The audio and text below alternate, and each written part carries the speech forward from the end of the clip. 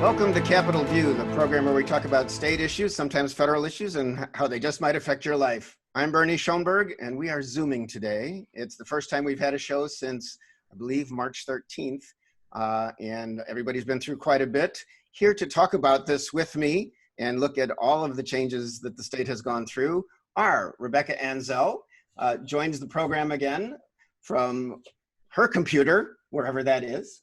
She is with Capitol News, Illinois. Welcome, Rebecca. Thank you. And she is a State House reporter. And Sam Dunklau is with us as well. He is with NPR Illinois, covering many things around Springfield and the Capitol. Welcome back, Sam. Glad to be back, Bernie. All right. Well, here we are zooming away. Within the last several days, you know, all any of us in the reporting world talked about for a long time, almost, other than the state budget potentially collapsing and the legislature potentially meeting and then finally meeting, was COVID-19, the coronavirus, and the governor's daily briefings, which went on for more than a couple of months and have finally now at least come to an end as a daily thing with regular updates anyway. And then there was the killing of George Floyd during an arrest with the knee on the neck in Minneapolis. Then there were people taking to the streets in many cities, a lot of damage up in Chicago. Less so in some other cities, but some damage in places like Champaign and Peoria. Some broken windows was all that the police weren't even sure were related to these things in Springfield. And the governor, over a period of days, ended up calling out a total of more than 600 National Guard troops to help with having a quick reactionary or a reaction force if they needed it in certain downstate communities. And closing off streets and helping kind of guide things in Chicago. Sam, who knew the governor would have to deal with this other problem? And I don't mean to laugh. This has been serious thing after serious thing, but kind of what's the status of where we are as we record today? Well, Bernie, as we record today, protests seem to be simmering down a little bit. As you mentioned there have been, nationwide protests in response to the killing of George Floyd, an unarmed black man from Minneapolis who was stopped by a number of police officers for having a counterfeit $20 bill. And to subdue him, one of the officers had laid down on his neck, had knelt on his neck for more than 8 minutes, causing him to die. And as many have said, it was not necessarily the fact that George Floyd was killed at the hands of police, but that his killing in his circumstances had become routine. There are a number of other instances that protesters have been talking about for days that we have seen and witnessed as reporters over the years of Black folks interacting with the police and the consequences being far more deadly, far more dangerous than interactions with their white counterparts. And all of this has reached a fever pitch. A lot of folks have speculated that because of the lockdown scenarios that have been playing out across the country over the last couple of months with COVID-19, now starting to ease in a lot of places, in a lot of highly densely populated areas like Chicago, et cetera. And now, and this now new racial violence spurning up, as that is happening at the same time, people's anger and frustration have sort of spilt over to where now you've seen largely peaceful demonstrations across the country. But it does go, I should mention, Bernie, that there have been across the country at the same time a number of very violent clashes between protesters and the police. You really can't go even 1 minute on social media and not see some of these things pop up. So in the state of Illinois, the governor has taken it upon himself to be a galvanizing force. He's met in recent days with leaders in the city of Chicago, both political and spiritual, to try to bridge together and get tensions at least to simmer down a little bit. And how he's done that is, of course, as you've mentioned, with hundreds of National Guard troops and with disaster proclamations, ensuring that folks who have had their businesses looted or who have seen property damage can get the help that they need while at the same time protecting the First Amendment rights of protesters. These aren't the first times that we've seen protesters either. There have been a number of protests for different reasons throughout the stay-at-home order when folks marched on the Capitol here in Springfield and up in Chicago, calling for an end to the restrictions of COVID-19. So in my estimation, the governor is handling himself, I think, as well as anybody could be expected to. You know, he's still a sophomore governor. His experience in office is not as much as others, but he's listening to the advice of experts. He's trying to hear out protesters, and at the same time, very vehemently calling out some of the rhetoric that's been coming out of the White House. Yeah, and we'll talk a little bit more about that in a minute, because that is a very interesting thing. We obviously, the freshman governor is a Democrat and is very attuned to speaking about the need for civil rights and how civil rights have not been granted to the Black and brown communities. He talks about that a lot, and is proud to do so when some other politicians are not so readily forthcoming with those kinds of words. Rebecca, there were, the Black Caucus has tried to exert its force in this. There were a few members of the caucus, Cam Buckner, Curtis Tarver, and Lamont Robinson, legislators from Chicago, who have called for a special session. And I think the governor's folks have said that they're open to this. So enlighten us a bit on kind of what is being looked for. And certainly I know they were talking about damage to their neighborhoods in addition to injustices in society in general. Yeah, in a letter to Speaker Michael Madigan and President Don Harmon from Wednesday, the three lawmakers you mentioned had wrote that their communities, quote, simply cannot wait until the November veto session to address what they see are systemic failures and erosion of trust in their neighborhoods. So they're calling for a special session. Governor Pritzker has said throughout this COVID crisis that the legislature wants to come in.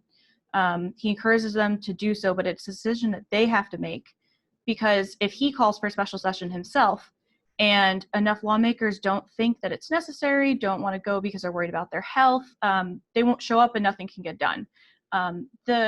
On Tuesday, additional members of the Illinois Legislative Black Caucus had a press conference in Chicago. They detailed their continuing fight for racial equality. Senator L.G. Sims had called for a continuation of work to reform the state, the criminal justice system. Representative Lamont Robinson, who again you mentioned, he wants government investment in communities hardest hit by looters.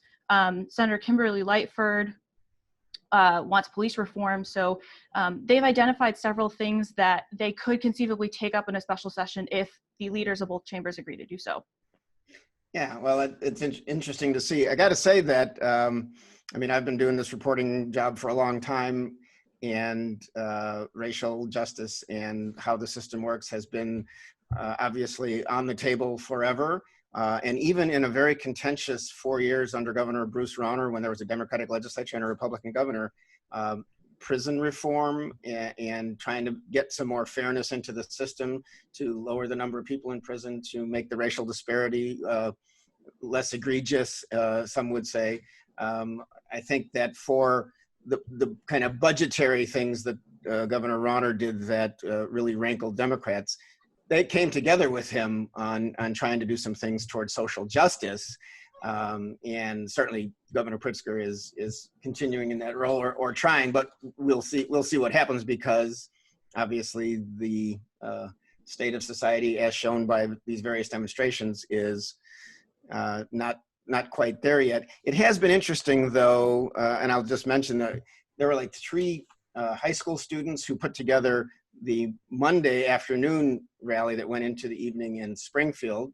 Was nonviolent, and there were 3 high school students who put it together, Elijah Davis, Ariana Fairley, Nikela Henderson. More than 1,000 people showed up. They marched to various places downtown. The city seemed to be prepared. The police chief in Springfield, Williamson, had coordinated quite well, it seems, with other agencies, federal and local, even from the small towns around here, to kind of cover areas. But this was a very peaceful demonstration Monday, and people were like lying down on the street, including as if to be going through what George Floyd did. Sean Gregory is a new alderman in Springfield, and he was lying on the street, kind of showing the need for police not to use tactics like this. Anyway, it's just been kind of an extraordinary time, and it's been a very diverse crowd, which I think many people have noticed. I don't know where any of it goes nationally or here, but Sam, let's talk about kind of we alluded to it earlier. Governor Pritzker clearly has said looting is terrible and arson is terrible, and certainly they had the biggest problems in Chicago, and then like a mall in Champaign had some significant damage. But when governors were on the telephone this week with President Trump, and President Trump told them to dominate their areas and use their National Guard, and basically take over. And then he has kind of talked about bringing the military in later. But Governor Pritzker used that opportunity. He said he couldn't let it go unsaid, and I'll just read a little bit of what he said. He told the president, I need to say that people are feeling real pain out there, and we've got to have national leadership in calling for calm and making sure we're addressing concerns of legitimate peaceful protesters. And he said that the White House, the rhetoric coming out of the White House is making it worse.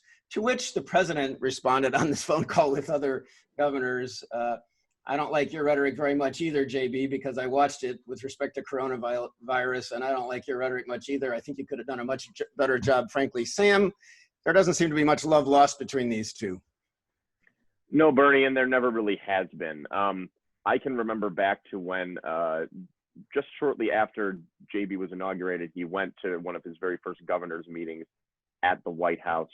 And there was sort of a, not necessarily tense meeting, but a very cursory meeting between him and some other governors and the White House. And initially there had been a little bit of friendship between personally the president and JB, saying that, the White House is going to help you out. You're going to get federal help for Illinois. But really after that, the JB has taken every opportunity to call Trump, what he believes he is, a racist, a misogynist. All these things that he's demonstrated in both his rhetoric and in the policies that are coming out of the White House. He did it during the campaign, he's doing it now. And it really is in keeping in character with him. The governor also went out of his way to say that other governors who were on that same phone call sort of let that, little bit more aggressive rhetoric go instead, focusing instead on, President Trump, how can we work with you to get the federal assistance that we need, not only now as we're starting to ease up on restrictions, but as these protests are continuing. There's I think and the cynical person in me says there's political points to be had on both sides here, in that Governor Pritzker, I think, needs to demonstrate that he is clearly aligned with the allies in social justice. He is tried to be a very, very heavy proponent of any legislative proposals that the Legislative Black Caucus has sent forward. And he needs those votes from the Chicago region and from the other diverse regions of the state in order to hold on to the governorship for another term, if that's what he's seeking to do in the next couple of years. And at the same time, President Trump has decided that this aggressive baseline of rhetoric is the way that he's going to hold on to his support when the November election comes along. And people have speculated on either side whether or not doing these things help or hurt him. But it is it's a little bit difficult to see the number of things that are coming across on social media in places like DC, where the police are very, very aggressively combating protesters and, well, to not put too fine of a point at it, attacking fellow Americans. If that keeps up through the summer, it's hard to see how aggressive rhetoric like that will help and or hurt him. But yeah, no, Bernie, it's not unlike the two of them to do this, and we'll probably see this continue. Yeah, and I guess a quick follow-up question, Sam, is, and I know the governor has been asked this many times, even during the situation with the virus, where he said that the president didn't deal with it adequately or early enough, and the president said he did everything perfect, wouldn't change a thing. Does the state of Illinois stand to lose some federal money or other largesse because the governor says these things, where I know the governor says, well, I got his attention and, he likes somebody to stand up for something, whatever. Any thoughts on that? Is J.B. Pritzker risking losing stuff by attacking the president, who is in office now and is up for re-election in November? I think there's a risk. I mean, you certainly run a risk when direct political attacks like that come across, and it's particularly risky in this particular presidency. So say, we were back in the Bush administration or even further back than that, and a governor wanted to criticize specific policies about that White House. It would not have been commonplace for that president or that White House to then say, well, we're going to withhold federal funding, but it is a potential possibility under this White House, because the president has done it in numerous other places, most recently withdrawing the U.S. membership from the WHO and pulling funding from them, pulling funding from research grants, and so on and so forth, because they don't align with the White House's views politically. But at the same time, there are a number of other avenues at the federal government that the state of Illinois is trying to get money from that we'll probably mention later on in the program, from places like the Municipal Liquidity Fund that is controlled by the Federal Reserve. The president doesn't necessarily have a direct hand in saying when that money gets released or where it will go to. So you walk a delicate line, but as I learned when I first started in my political reporting career, there's reasons that politicians do a number of things, and most politicians want to at least get out to their base that this is what they believe and this is what they're going to do to stand up for it at any cost. Rebecca, let's turn to the fact that since we had our last show, the legislature has come for their 3 that turned into 4-day session in Springfield. Very interesting and odd circumstances with social distancing requirements. The House met at the Bank of Springfield Center, the former Prairie Capital Convention Center, downtown Springfield. The Senate was in its own chamber, but again, with not everybody too close together and some people in their offices instead of on the floor. Before we get to some of the serious matters that they handled, let's just figure out one of the kind of political flashpoints there, Rebecca. Did they give themselves a pay raise or not? That is the question, Bernie. So if you ask Democrats, they will tell you that they did not. There's a line item in the budget that says, the cost of living adjustment, and they appropriated $0 for that. And so they say no. Comptroller Susana Mendoza came out and unequivocally said she's not paying for it. It's not happening. Lawmakers are not getting that raise. Republicans have an interesting argument, though. They basically say that lawmaker salaries, which are not like a set number, lawmakers don't just get a check for, let's say, $50,000 and that's their salary. A lawmaker's salary is a formula. So, and part of that formula is the cost of living increase. And so Republicans are saying just because you don't specifically give money to something, if it's a continuing appropriation, it has to get paid. For instance, Statesville, one of Illinois' prisons, in the budget has $0 as a line item. That doesn't mean they're not going to get money. The entire criminal justice system has an allocation. And so that's their argument. There's some legal precedent behind that. The Constitution says lawmaker salaries cannot be either raised, lowered during the time for which they were elected during their term. And if they don't get this COLA, there's a legal argument that the General Assembly is cutting their salary, which they're not permitted to do under the Constitution. Right. And there was a situation like this that occurred, I think, under Pat Quinn when he tried to withhold pay for legislators if they didn't pass a budget. Again, it's a good political thing to say, but as you said, the Constitution doesn't really allow you to change a legislator's pay just for that reason. So it can't be held over their head to go do something in particular.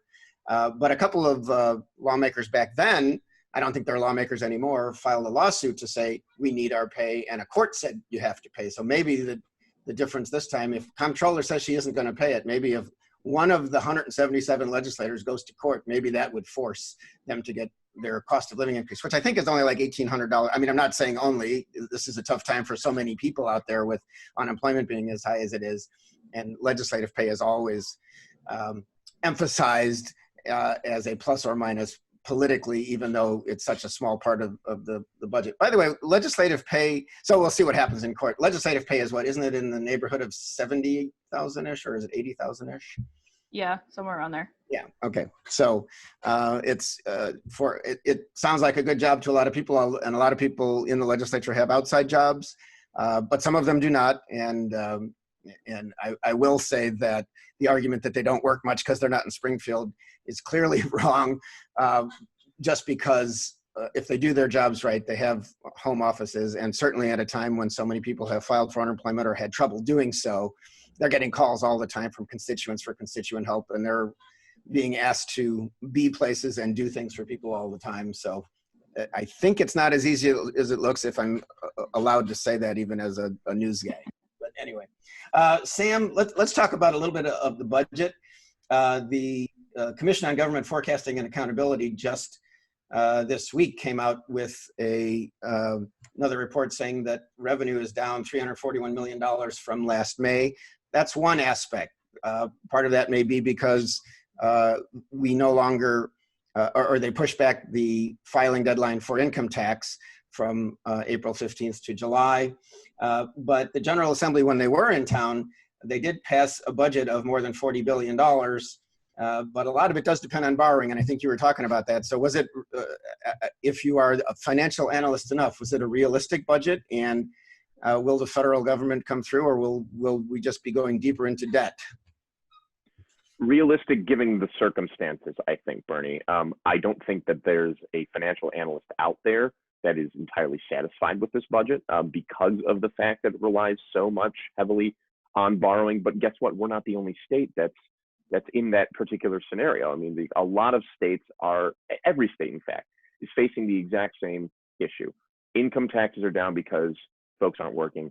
Retail and sales taxes are down because nobody was out there spending for these last couple of months. Things are starting to trickle back, but it won't make a difference for second quarter revenues. And this is the time that particularly the state of Illinois needs that money. So reasonable enough. Will the $5 billion from the Municipal Liquidity Fund come through? It remains to be seen, because the Fed has promised up to $9 billion. There is now legal authorization for the state of Illinois to borrow $5 billion. It'll depend on what notes come through and how exactly that gets administered in the coming months. But what we know for sure is that the state of Illinois is reliant on that. The budget from last year included roughly about $1 billion worth of cuts in here, there, and other places, but it's not going to be enough to shore up the hole if that money all of a sudden goes away. But lawmakers on both sides of the aisle seem to say it probably will. It's just a matter of when. Yeah, well, there wasn't a lot of time to do a lot of wrangling over what the budget was going to be, and I think Republicans, while they had almost daily Zoom conferences with people to say that they wanted to be part of the discussion, they knew the Democrats dominate that legislature, and if you didn't pass some sort of budget, that would hobble the state even more. So I guess we'll see where things are going. Rebecca, the state of Illinois has now gone into phase 3 of the governor's 5-phase plan of Restore Illinois, coming out of the shutdown of businesses for coronavirus. We've seen certainly more. It's funny, there were demonstrations in various places, including Springfield, before the George Floyd situation, just to reopen Illinois and give us our freedom, and don't make us wear masks, some would say, even though some even on the Open Illinois side would say masks are fine. But where are we in Illinois? Because the governor has stopped the daily briefings. That we still are seeing anywhere from, I guess it's 30 to more than 100 deaths per day. We're over 5,000 deaths in the state from coronavirus. And we don't yet have a vaccine. And the governor's plan would not allow like a full opening of restaurants, even to partial crowds, until for indoor seating until June 25th, whereas outdoor seating is now allowed. So how's it going out there? And is anybody happy? I would argue that those who work in restaurants, retail shops are happy. Those places are back open, albeit limitedly, and so their jobs are now available to them again. The Illinois Department of Public Health's numbers are showing that the state is still on the right track, but there are a number of things that has to happen before the state can move into the next phase. So, for instance, our contact tracing program has to be pretty robust. Governor Pritzker has been asked about this by reporters, and he said, even if we don't get there because we are not where we need to be, he'll still allow the state to progress. So that's encouraging. With all the protests going on, there are some questions about, is COVID going to spread? Are we going to see more spikes? Churches are now allowed to have services, and the same questions are there as well. In Springfield, anecdotally, I've seen a lot of people wearing masks, and so the hope is we will continue heading in the right direction. We will see where that goes. Yeah, the governor did kind of pull back on some of his restrictions on churches, even as there was a question going to the Supreme Court justice, and he said, "Okay, you can meet, just be careful." And he has said science has led him, and we have followed federal guidelines, but it's been slower. But our state has been kind of in the forefront of precaution, and that has led to some frustration. Sam, we've got less than a minute to go, but Governor did sign a bill that says these restaurants who have, I guess you can eat outdoors now, but if it's raining, or if you don't want to sit outdoors, you can now get cocktails to go. Is that a good thing? That's at least something that everybody passed and the governor signed. As long as you keep a lid on it, I think it's okay. And of course, that's what's required. But it's all a matter to, I think, try to help bars and restaurants get up and going. So it remains to be seen. But what we know for sure is that you can get now margaritas to go with your tacos. Well, there you go. And on that note, have everybody perhaps consider having one of those things. And I'd like to say thank you to Rebecca Anzel and Sam Dunklau for joining me on the first and unique Zoom Capitol View. I'm Bernie Schoenburg. Thanks for watching, and we will see you next week.